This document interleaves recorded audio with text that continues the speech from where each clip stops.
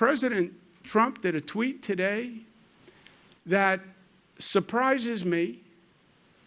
Even after all the tweets he has done. You read his tweets, you get to a point where you say, well, nothing could surprise me. I've seen it all. And then you get surprised again. You get shocked again. You get disgusted again. President of the United States, supposed to be a responsible position and a responsible person. He tweeted today that the protester in Buffalo, who was hurt by the Buffalo police, it was on a video that went viral, Mr. Gugino, 75-year-old gentleman who was out protesting and is knocked to the ground by police. He's in the hospital in Buffalo. He was in intensive care. He's no longer in intensive care, but he's still hospitalized.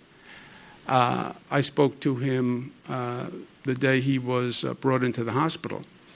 The president tweets that this man may have been a member of Antifa and that he fell harder than he was pushed.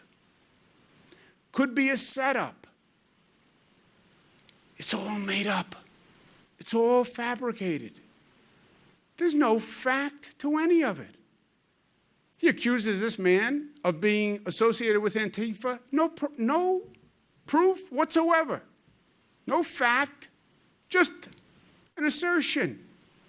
He fell harder than he was pushed. In the video, you see him pushed, and you see a 75-year-old man fall backwards and hit his head on the pavement. What does that even mean? Fell harder than he was pushed. What do you think it was? It was staged?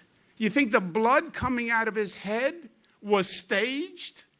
Is that what you're saying?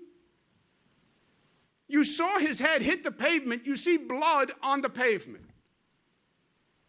Maybe he fell harder than he was pushed. How reckless, how irresponsible, how mean, how crude. I mean, if there was ever a reprehensible, dumb comment, and from the President of the United States, at this moment of anguish and anger, what does he do? Pours gasoline on the fire. If he ever feels a moment of decency, he should apologize for that tweet because it is wholly unacceptable.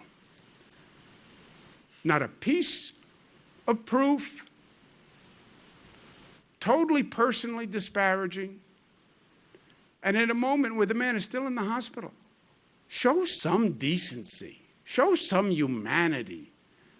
Show some fairness. You're the President of the United States. But it's that partisan rhetoric. We have to separate the rhetoric from the reality, and we have to deal with the facts.